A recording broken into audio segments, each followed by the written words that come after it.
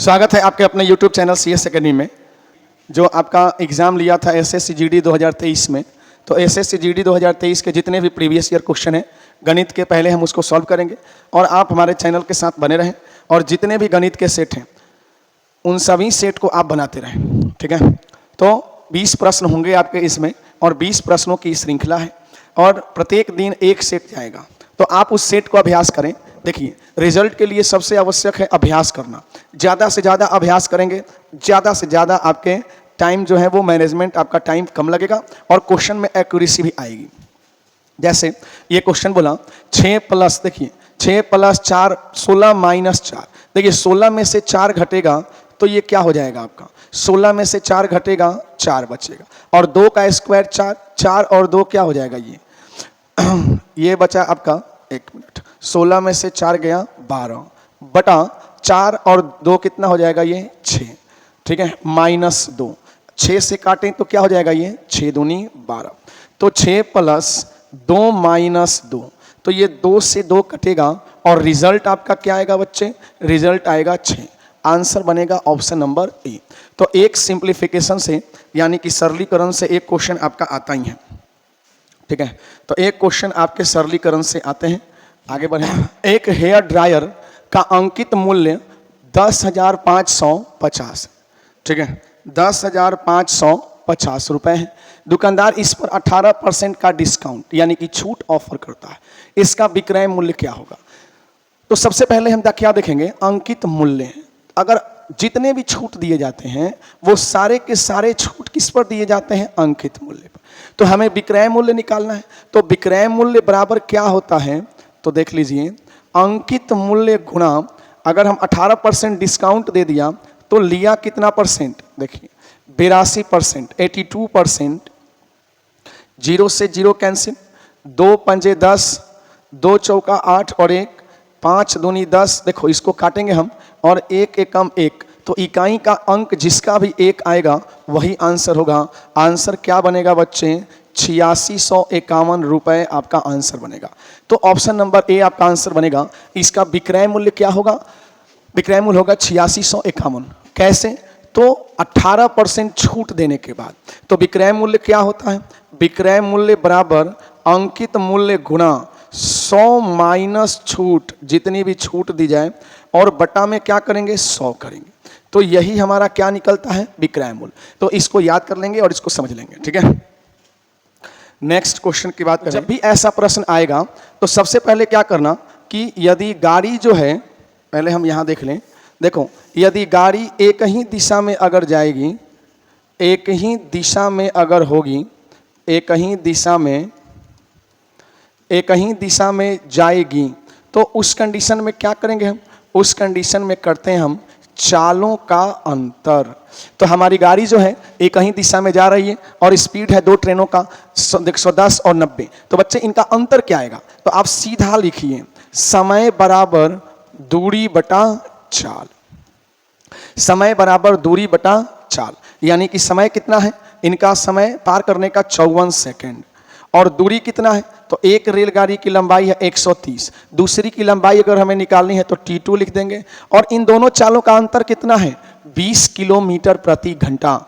तो हम लिखेंगे सीधा 20 गुणा 5/18। तो एक बार फिर से लिख लें हम इसको, यानी 54 बराबर 130 प्लस T2 गुणा में ये 18 अंश हो जाएगा और बटा में क्या होगा 20 गुणा 5, काटेंगे इसको, 18 तिहाई 54, 20 पंजे 100, 100 तिहाई 300 बराबर 130 प्लस T2, यानी कि T2 बराबर क्या हो जाएगा, ये घटेगा आपका और 130 मीटर आपका आंसर आएगा, ठीक है, सॉरी 170 मीटर आपका आंसर आएगा। आंसर बनेगा ऑप्शन नंबर डी, ठीक है। चलिए आगे बढ़ा जाए। नेक्स्ट देखो क्या बोला, मोहन और सोहन ने एक संपत्ति में क्रमशः, तो अगर हम देखिए ये पार्टनरशिप का प्रश्न है और 3000 और 4000 ये पार्टनरशिप में लगाते हैं। तो जब भी ऐसा प्रश्न आएगा तो सबसे पहले तो आप ये लिखेंगे मोहन और सोहन। मोहन ने कितना रुपया लगाया बच्चे, 3000 और सोहन ने कितना लगाया 4000। कह रहे हैं कि 6 माह के बाद सोहन ने निवेश की गई अपनी राशि निकाल ली। मान लो किसी व्यापार में सोहन ने 4,000 रुपया लगाया और 6 महीने के बाद निकाल लिया, इसका मतलब अपनी पूंजी के साथ 6 महीना तो काम किया ना, तो 6 महीना में तो उसको प्रॉफिट मिलेगा कुछ ना कुछ। लेकिन मोहन जो है ये पूरा वर्ष काम करता है, यानी कि 12 रेशियो डालेंगे। तो एक बार जान लीजिए, अगर एक मंथ में आ जाएगा तो सबको मंथ में ही लिखना है, ये नहीं कि यहाँ पे एक लिख दिया, नहीं, ये भी मंथ होगा, ये भी मंथ होगा। और बराबर में हम लाभांश लिखेंगे, जो भी इनका है लाभांश, और लाभांश कितना है 540। तो अब आप इसको क्या करें, रेशियो में कन्वर्ट करें। 3 0 से 3 0 कैंसिल, 3 से काट दीजिए, 3 दूनी 6, और यहाँ पे 4 से काट दीजिए, 4 तिहाई 12, यानी कि क्या आएगा 3:2। 3:2 यानी 3 2 5 यूनिट, 5 एकम 5 0 और 5 8 40, तो 1 यूनिट बराबर 108। तो किसका पूछा, तो ये पूछा मोहन द्वारा अर्जित लाभ कितना होगा। तो मोहन का पूछ रहा है तो बस मोहन से गुना कर दें। मोहन का अर्जित लाभ हो जाएगा कितना, देखिए 3 8 24 और 3 एकम 3, तो 324 रुपया जो है ये मोहन द्वारा अर्जित लाभ हो जाएगा। आंसर बनेगा ऑप्शन डी। तो एसएससी जीडी में पूछा गया, देखिए पार्टनरशिप से ये क्वेश्चन पूछा गया है, और जितने भी क्वेश्चन आपके बने हैं काफ़ी बेहतरीन और महत्वपूर्ण सवाल बने हैं। तो चलिए अगला प्रश्न देखेंगे। बोला एक विद्यालय में इंजीनियरिंग, प्रबंधन और विज्ञान। देखिए इंजीनियरिंग को हम क्या बोल दें, ई बोल देते हैं, हमने यहाँ पर लिख दिया ई। प्रबंधन को क्या बोल देते हैं, मैनेजमेंट, यानी कि हमने बोल दिया एम। और विज्ञान को हमने बोल दिया साइंस, यानी साइंस। की सीटें देखो 7:8:9 के अनुपात में है। इन सीटों में क्रमशः 20%, 30% और 60% की वृद्धि करने का प्रस्ताव है। तो सबसे पहले जब भी ये प्रश्न आएगा ना, आप क्या करिए कि परसेंटेज रहेगा तो 2 0 बढ़ा लीजिए, सब पर बढ़ा लीजिए, 2 0 अतिरिक्त बढ़ा ही लीजिए।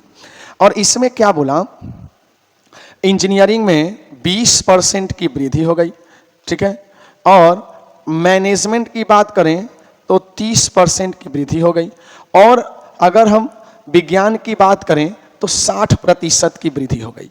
यानी ये कितना हो गया, अगर आप देखें तो 700 गुणा 120/100, देखो 12×7 = 840, और ये कितना हो गया बच्चे 800 गुणा 130/100, ठीक है। तो 130 को 8 से गुना करेंगे तो ये कितना आ जाएगा 1040। और अगर हम साइंस की बात करें तो 160/100, 16 9 144, 1440। तो प्रश्न क्या बोला कि वृद्धि के बाद बढ़ी हुई सीटों का अनुपात क्या होगा।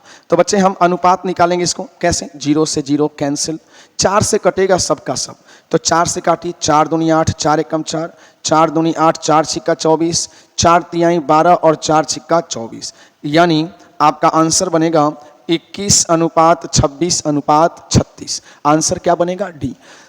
तो परसेंटेज से ये प्रश्न था, करना कुछ नहीं था, बस आपको परसेंटेज क्या करना था, वृद्धि करना था इसमें, क्लियर। चलिए अगला प्रश्न देखेंगे। एप्पल लैपटॉप का मूल्य 3 वर्ष में घटकर देखिए 13,03,100, 1,33,100 से 72,900 हो गया। तो इसका मतलब क्या है कि हर साल कुछ ना कुछ घट रहा है। तो देखिए जब भी ऐसा प्रश्न आएगा कि मान लीजिए कि एप्पल कंपनी ने 1,33,100 रुपये दाम रखा और ये घटकर कितना हो गया 72,900 रुपये हो गया, तो ये घटते गया। और कितने साल घटा, तो बच्चे 3 साल घटा। तो जब भी ऐसा कुछ हो आप इसका ना घनमूल निकाल दीजिए, ठीक है। तो घनमूल निकालिएगा तो 0 से 0 कटेगा 11, देखिए ये 1331 का घनमूल होगा 11 और 729 का घनमूल होगा 9। तो बोला कि मूल्यह्रास की वार्षिक दर यानी कितना कम हो गया हर साल, 2 यूनिट कम हो गया, ठीक है। तो बच्चे परसेंटेज हमें कमी निकालनी है, तो 2 यूनिट की कमी बटा 11, और 1/11 का मतलब होता है 9.1/11, 2/11 का मतलब होता है 9 दूनी 18। तो आपका क्या आएगा, अगर 100 से गुना करें तो 18.18% आपका क्या होगा बच्चे, आंसर हो जाएगा। तो एकदम जब भी ऐसा प्रश्न आए, अगर मूल्यह्रास हो और यहाँ पे 3 वर्ष हो, सीधा इसका घनमूल कर दीजिए, सीधा घनमूल करके क्या करें आप आंसर निकाल लें, ठीक है। और चैनल के साथ बने रहें, शेयर जरूर करें, शेयर बहुत कम करते हैं आप लोग, शेयर कर दें, लाइक कर दें अगर देख रहे हैं तो, ठीक है। अगर अपने कोचिंग के विद्यार्थी हैं तो अवश्य मैं आपसे बोलूँगा कि चैनल के साथ निरंतर बने रहें, ठीक है, ऑनलाइन ऑफलाइन दोनों ही मोड में।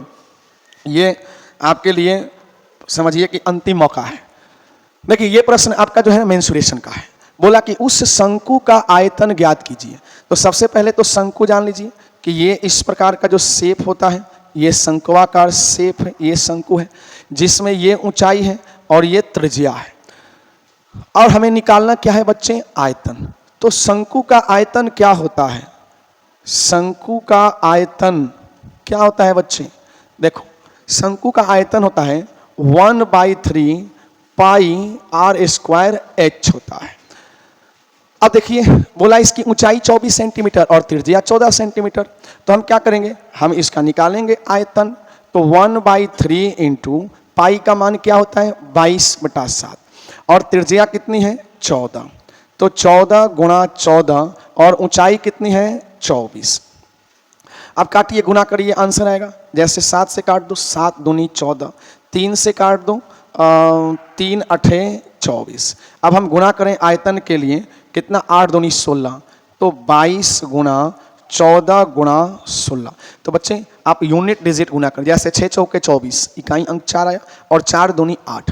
जिसके इकाई का अंक 8 होगा वही आंसर होगा। तो भाई तीनों के ही हैं, ठीक है। तो हमें क्या करना पड़ेगा? गुना करना पड़ेगा। अब गुना करेंगे तो 20, 14 दूनी 28, 16, अच्छा 4928 है।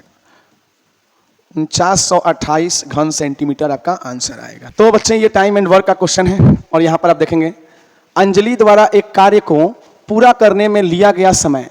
देखिए अंजलि सबसे पहले हम देख लें, और इसमें एक व्यक्ति है कौन? रॉन, और उसके बाद एक व्यक्ति है जॉन। तो इनका जो दिया है ना रेशियो समय का निकलेगा। तो टाइम एंड वर्क में जब भी समय का रेशियो है तो उसे क्षमता में कन्वर्ट करना पड़ता है। जैसे ये बोला अंजलि, ठीक है, उसके बाद रॉन और उसके बाद जॉन। तो अंजलि द्वारा एक कार्य को पूरा करने में लिया गया समय रॉन द्वारा लिए गए समय का 4 गुना है। तो रॉन ने अगर 1 यूनिट टाइम लिया तो अंजलि ने 4 यूनिट लिया। फिर बोला और जॉन द्वारा लिए गए समय का 3 गुना है। किसका? अंजलि का, ठीक है। और जॉन द्वारा लिए गए समय का ये कितना गुना है? 3 गुना है। तो सबसे पहले हम इनका रेशियो निकालेंगे। तो रेशियो का मतलब क्या होता है? 3 अगर खाली है आगे तो 3 को बढ़ा देंगे, 4 खाली है 4 को बढ़ा देंगे। तो 4:12:3। ये जो आया आपका बच्चे, यह आया समय का अनुपात। तो समय के अनुपात से हम क्षमता कैसे निकालेंगे? तो क्षमता का रेशियो निकालने के लिए क्या करना पड़ेगा हमें? जैसे अगर हम जॉन की बात करें तो 1/4, अगर हम अंजलि की बात करें तो 1/12, अगर हम रॉन की बात करें तो 1/3। और इन सब का एलसीएम क्या होगा? 4, 12 और 3 का एलसीएम 12।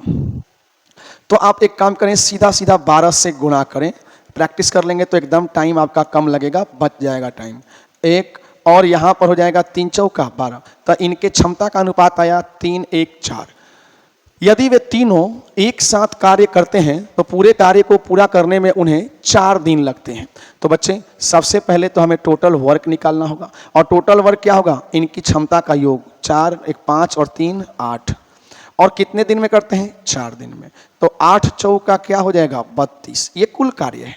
अब बोला कि अकेले रॉन द्वारा इससे कितना रॉन द्वारा कितना कार्य किया गया? रॉन द्वारा कितना कार्य नहीं, रॉन द्वारा कितने दिन होगा बच्चे यहाँ पे, है ना। रॉन द्वारा कितने दिन में कार्य किया गया? तो हम यहाँ पर क्या निकालेंगे? रॉन ने इस 32 कार्य को कितने दिन में किया? तो रॉन की क्षमता कितनी है बच्चे? 4 है, ठीक है। तो हम इसकी क्षमता से भाग करेंगे तो क्या आएगा? 8 दिन। तो रॉन अगर अकेले अगर सारा काम करें तो ये कार्य कितने दिन में समाप्त होगा? 8 दिन में समाप्त होगा। तो ये हमारे टाइपिस्ट महोदय की महान भूल है ये। तो बच्चे इस पर ध्यान न दें। ये सवाल यही है कि अकेले रॉन इस कार्य को कितने दिन में करेगा? तो ये करेगा 8 दिन में, ठीक है।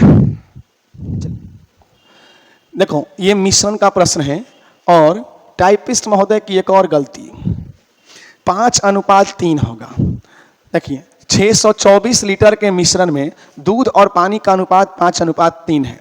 और दूध, देखो दूध और पानी का अनुपात 5:4 बनाने के लिए, तो देखिए जब भी मिश्रण का प्रश्न आएगा ना तो बच्चे सबसे पहले तो आप लिख लें मिल्क और वाटर।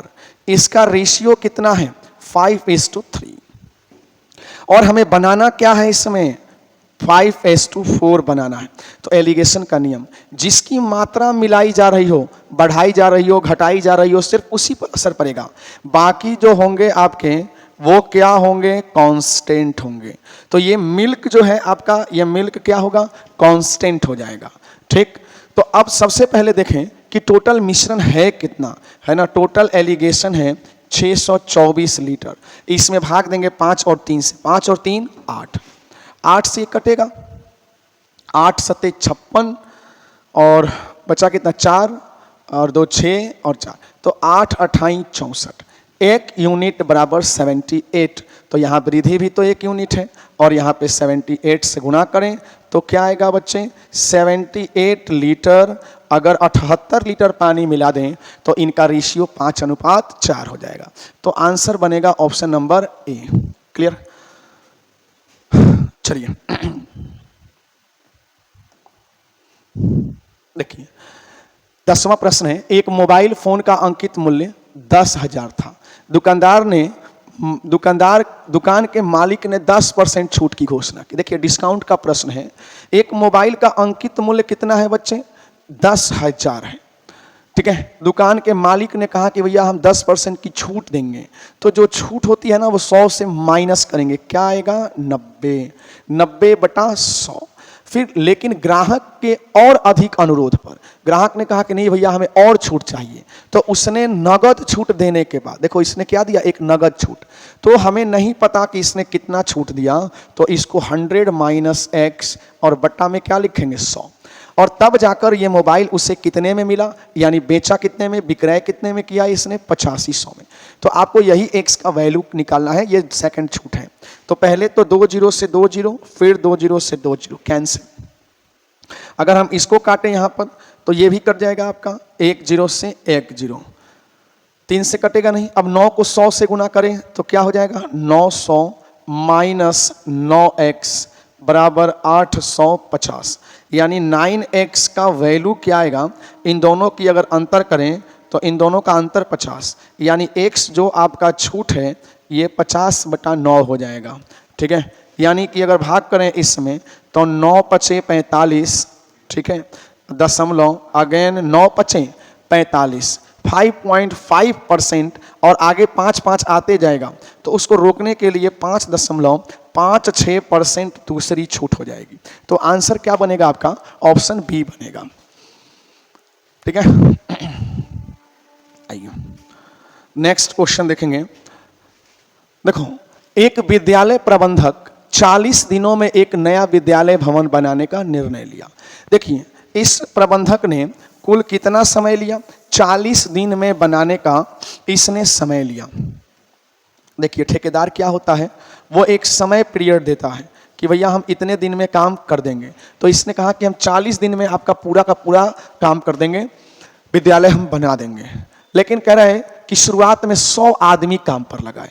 तो हम अगर बात करें कि 100 आदमी काम पर लगाए और 35 दिन के बाद, तो आप मुझे बताइए कि 35 दिन में कुछ काम होगा कि नहीं होगा। तो 100 × 35, अभी बचा कितना दिन है, 5 दिन। और कह रहे हैं कि बाद अन्य 100 आदमी नियुक्त कर लेता है, यानी कि जैसे 100 आदमी नियुक्त करेगा तो यहाँ पर कितने आदमी हो जाएंगे, 200 आदमी। ठीक है, और निर्धारित समय के भीतर निर्माण पूरा कर लेता है, यानी कि अगर हम बात करें तो 5 दिन के भीतर ही काम पूरा कर लेता है। ठीक है, तो ये आपका टोटल काम निकल जाएगा। तो उसने अतिरिक्त आदमियों को काम पर नहीं लगाया होता तो विद्यालय भवन कितने दिन की देरी से बनकर तैयार हो जाता। तो सबसे पहले हमने क्या किया, 100 × 35 किया। ठीक है, अब उसने क्या किया कि 100 आदमी और लगा लिए, और कितने दिन काम किया होगा हमें नहीं पता, कितने दिन, x दिन। ठीक है, 200 आदमी कितने दिन काम करेंगे, x दिन। और उसने निर्धारित समय के भीतर निर्माण कार्य को क्या कर लिया, पूरा कर लिया। यानी कि निर्माण कार्य पूरा करने का मतलब क्या है, टोटल कितना दिन, 40 दिन। तो उसने क्या किया कि x दिन, देखिए 200 आदमी लगाया और निर्धारित समय के भीतर, अच्छा एक काम यहाँ पे हम कर लेते हैं कितना, 5 दिन कर लेते हैं, जो बचा हुआ दिन है वो 5 कर लेते हैं। और ठीक है, निर्धारित समय के भीतर यानी कि अगर 100 आदमी करते तो वो काम और आगे तक जाता x। तो अगर इसको गुना करें हम तो क्या आएगा, 3500 प्लस 1000 बराबर ये कितना आएगा बच्चे, 100x, यानी कि 4500 बराबर 100x। 2 जीरो से 2 जीरो कैंसिल, यानी कि कितने दिन लगेंगे, 45 दिन। तो आपसे अगर पूछें कि उसे अतिरिक्त कितने दिन लगे, है ना, अतिरिक्त समय कितना लगा, तो 45 में से अगर 40 को घटा लें, है ना, तो हमारा आंसर क्या आएगा, 5 दिन अतिरिक्त लगते। कब, यदि अतिरिक्त आदमी को काम पर नहीं लगाता तो 100 आदमी काम करते हैं और 100 आदमी एक दिन में करते हैं, है ना, तो कितना दिन, तो 5 दिन की देरी से बनकर तैयार होता। तो सबसे पहले हम क्या करेंगे कि 100 आदमी ने 35 दिन काम किया तो कुछ काम हुआ, फिर 200 आदमी ने 5 दिन में किया, काम निर्धारित समय पर पूरा हो गया। फिर कह रहे हैं कि अगर ये 100 आदमी अतिरिक्त नहीं लगाता तो 100 आदमी ही काम करते और x दिन चलता, ठीक है, यानी कि तब 5 दिन अतिरिक्त का समय लग जाता, ठीक है। चलिए आगे बढ़ा जाए। देखो क्या बोला, एक साइकिल चालक 140 मीटर त्रिज्या के वृत्ताकार पथ पर, देखिए एक वृत्ताकार पथ है जिसकी त्रिज्या कितनी है, 140 मीटर है, ठीक है।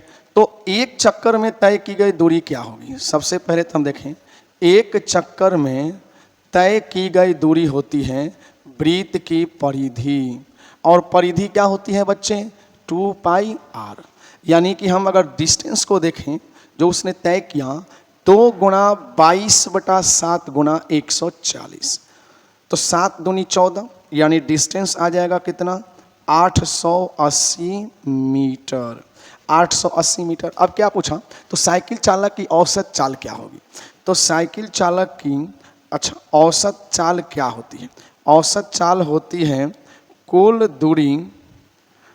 दूरी बटा कुल समय, औसत चाल होती है कुल दूरी बटा कुल समय। लेकिन यहाँ पर क्या दिया हुआ है, कुल दूरी तो दिया है 880 हमने निकाल दिया मीटर, और कुल समय इसको तय करने का अगर हम बात करें तो ये तो फाइनली एक चक्कर 2 मिनट में तय कर ही रहा है, तो यही हो गया 880 मीटर प्रति 2 मिनट, 880 मीटर प्रति 2 मिनट, तो फाइनली आंसर आपका यही होना है 880, इसमें कुछ दिया नहीं खास, ठीक है। आइए, एक व्यक्ति ने 2 कलमों में से प्रत्येक को 12 रुपए में बेचा, बेचा का मतलब क्या है, SP, एक पर उसे 20% का लाभ हुआ और दूसरे पर उसे 20% की हानि हुई, तो कुल मिलाकर उसे लाभ या हानि हुई।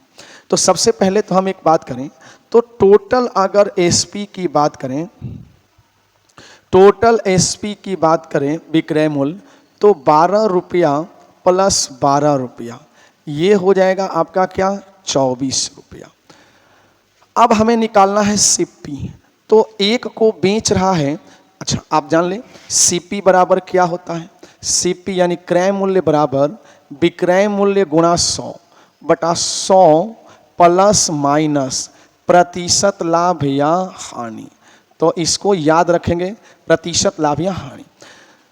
तो 12 रुपया विक्रय मूल्य है, तो ये CP कितना निकलेगा, कितना परसेंट, 20% का लाभ हुआ, यानी कि 120।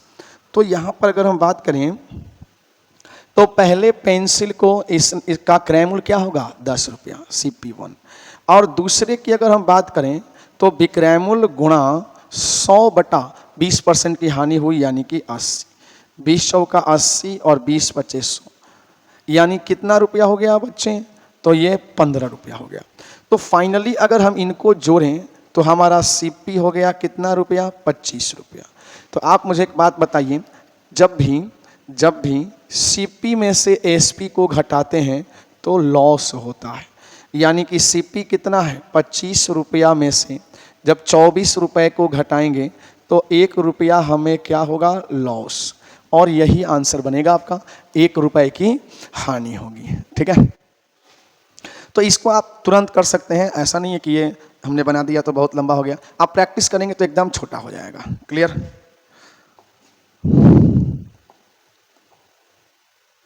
देखिए, एक परिवार के चावल, पेट्रोल और तेल पर खर्च, तो अभी हमने क्या देखा, चावल यानी राइस, पेट्रोल और ऑयल, पर खर्च का अनुपात कितना है?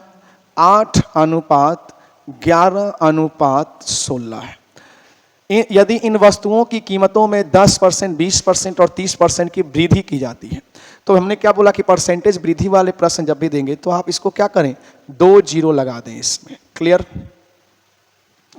तो अब हम यहां पर देखें 16 है, ठीक है, देख लेते हैं, कोई बात नहीं। 10% की वृद्धि होती है, तो जब 10% की वृद्धि होगी तो ये क्या हो जाएगा आपका 800 गुणा 110/100। देखिए तो ओरिजिनल क्वेश्चन 16 है, 6 है, तो ये क्या हो जाएगा आपका 880 रुपया हो जाएगा।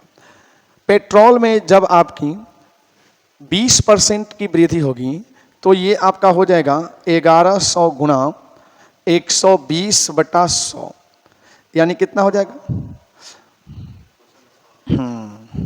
तो ये बनेगा आपका 2, देखो 2 और 1 3, यानी कितना 1320 रुपए।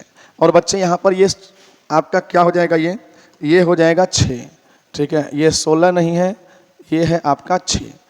तो हम यहाँ पर क्या कर देंगे, यहाँ पर कर देंगे 6 और 6 पे 2 जीरो लगाएंगे, ठीक है, 6 पे 2 जीरो। तो इसमें कितनी वृद्धि होती है? इसमें वृद्धि होती है 30%, यानी कि 600 गुणा 130/100, तो ये आती है 780। तो पहले कितना था आपका, अब क्या बोला, तो इन वस्तुओं पर परिवार द्वारा किए जाने वाले कुल खर्च में कितनी वृद्धि होती है? तो पहले खर्च कितना होता था? 8 6 14, 1400 और 1100, 1400 और 1100 कितनी हो जाएगी? 2500। और अभी वृद्धि के बाद कितना खर्च हो रहा है ये देख लीजिए आप, यानी 0, 8 2 10, 10 और 8 18, 7 3 10, 10 और 8 18 और 1 19, 1 और 1 2, 2980, 480 रुपए अतिरिक्त खर्च हो रहे हैं। तो बोला किए जाने वाले कुल खर्च में कितनी वृद्धि हुई, तो परसेंटेज में कितने परसेंट की वृद्धि हुई?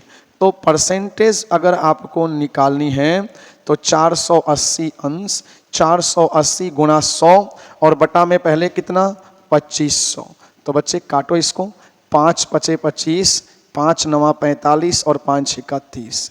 तो अगर हम इसके अगर भाग दे 5 से तो 6 दूनी 12, 9 दूनी 18 और 1 19, 19.2% आपका आंसर आएगा, ऑप्शन नंबर सी। तो क्वेश्चन में मिस्टेक था, यहाँ पे 16 नहीं होगा, आपका 6 होगा, ठीक है। चलिए आगे बढ़ा जाए।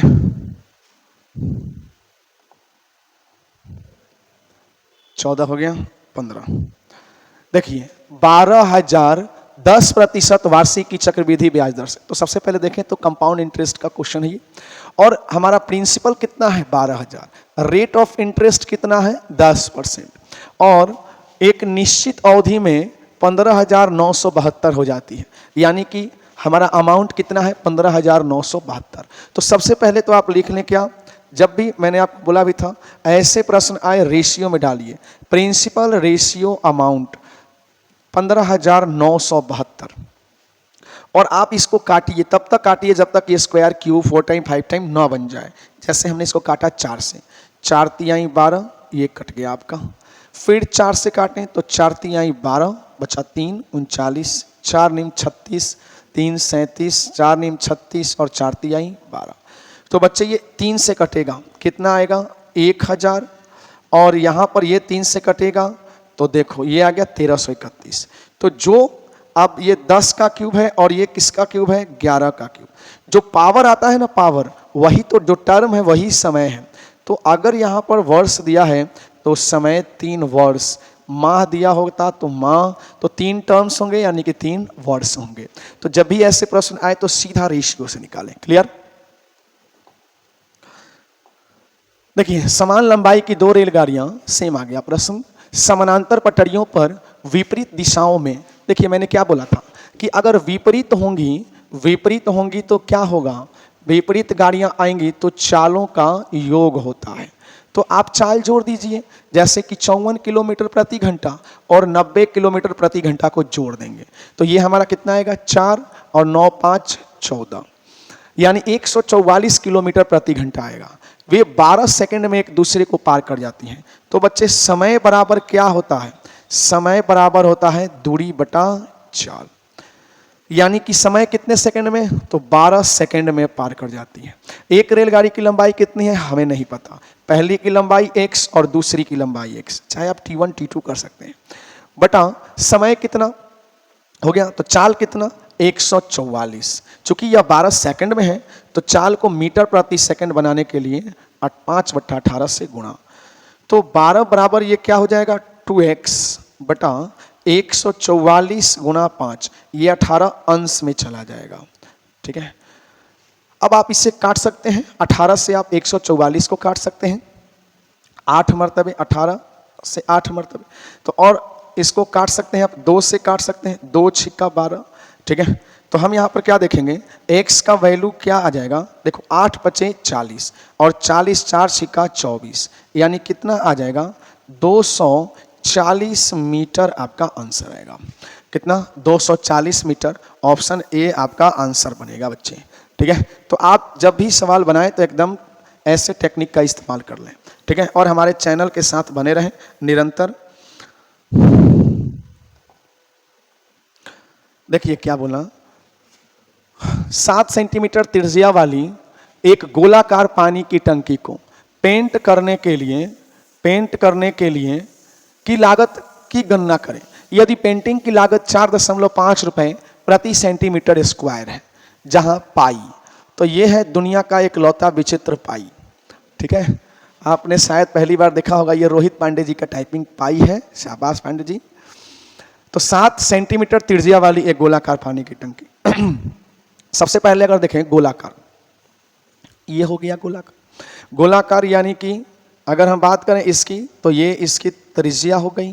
ठीक है, पेंट करने की लागत की गणना करें, तो अगर हम पेंट करेंगे तो गोले का क्या होता है, अगर हम गोले का वक्र पृष्ठ निकालें, अगर गोले का वक्र पृष्ठ क्षेत्रफल की बात करें तो बच्चे होता है 4 पाई r स्क्वायर। तो हमें यही निकालना है और कीमत से गुना कर देना है, 4 गुणा 22 बटा 7। r का वैल्यू कितना दिया है 7, तो 7 गुणा 7। और खर्च कितना आया है, कितना प्रति सेंटीमीटर स्क्वायर, तो 4.5। ठीक है, 4.5।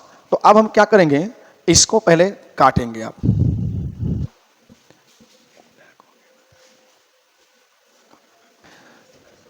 देखिए, तो 4 गुना 22, 7 से 7 कट गया। अब आप क्या करें, इन सबको गुना करेंगे तो आपका आंसर क्या बनेगा इसमें। ठीक है, तो टोटल खर्च आएगा 2772 रुपए।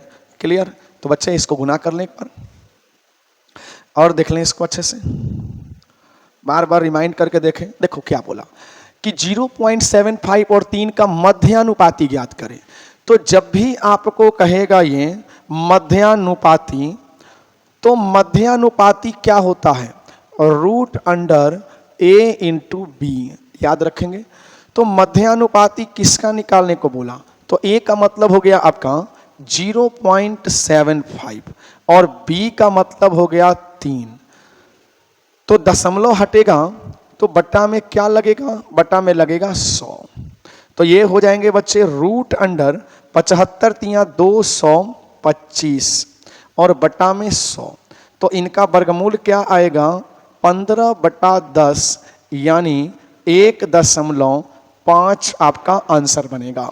ठीक है, तो ये काफी महत्वपूर्ण रहा है सभी एग्जाम में, मध्यानुपाती और तृतीयानुपाती से प्रश्न। तो बार बार रिमाइंड करके क्वेश्चन को देखते जाएं।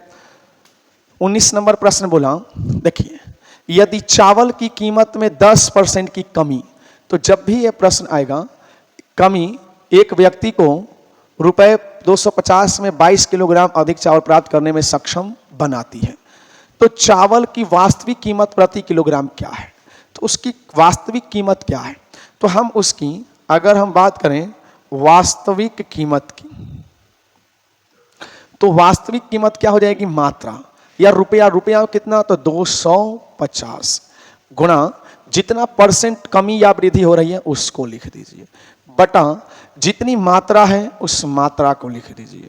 और वास्तविक कीमत चाहिए तो 100 में से 10% कमी है तो घटा देते, वृद्धि है तो बढ़ा देंगे, कमी है तो हम घटा देंगे। तो 0 से 0 कटेगा, 2 से कटेगा ये, ठीक है। तो बच्चे 125 बटा 11 9 99, तो भाग दोगे तो क्या आएगा 1.26 रुपए आपका आ जाएगा प्रति किलोग्राम प्रति केजी, आपका आंसर बनेगा। तो जब भी वास्तविक कीमत पूछें, जब भी, तो सीधा सीधा आपको क्या लिखना है बच्चे, कीमत गुणा प्रतिशत कमी, ठीक है। और बटा में आपको लिखना है मात्रा, जितना किलो कम या अधिक मिलता है, और गुणा में 100 माइनस प्रतिशत कमी या प्लस की बात करें तो वृद्धि। तो इस फॉर्मूले को याद रखेंगे और सारे के सारे प्रश्न आपके बनेंगे, और बार बार इसको रिमाइंड करके देखते रहें, ठीक है। नेक्स्ट प्रश्न है, दो संख्याओं का महत्तम समापवर्तक और लघुत्तम समापवर्तक 32 और 192 है। देखिए, तो दो संख्याएं हैं, तो हम क्या करेंगे, लिखेंगे पहली संख्या गुणा दूसरी संख्या बराबर लसौ गुणा मौसौ। तो पहली संख्या कौन सी है, एक संख्या बोला है तो कहीं भी आप रख दीजिए, कोई इशू नहीं है, आप यहीं पर रख दीजिए 64। दूसरी संख्या को हम क्या कर लेते हैं, n मान लेते हैं कोई संख्या, फिर लौसा लिखेंगे। आप लौसा या मौसा में से कोई लिखो, कटना तो है ही, और मौसा कितना है 32। तो अगर हम काटें तो 32 दूनी क्या होगा 64, 2 से काटें तो 2 9 18 और ये हो जाएगा 2 6 12। तो जो दूसरी संख्या होगी बच्चे वो आएगी 96। तो क्या बोला आपसे, तो बोला संख्याओं के बीच पूर्ण अंतर ज्ञात करें। तो हमें क्या करना है, संख्याओं के बीच अंतर ज्ञात करना है। तो 96 माइनस 64, तो अंतर क्या आएगा, अंतर 32 आएगा, आंसर बनेगा बी। तो ये आपके 20 प्रश्न जो है एसएससी जीडी प्रीवियस ईयर के हैं। तो आप इसको बार बार बनाएं, रिमाइंड करके देखें इसको और प्रैक्टिस करें। जब किसी भी तरह की कोई भी अगर इसमें त्रुटि है तो कमेंट करें, ठीक है। हम अगले वीडियो में जरूर सुधार करेंगे इसका। धन्यवाद।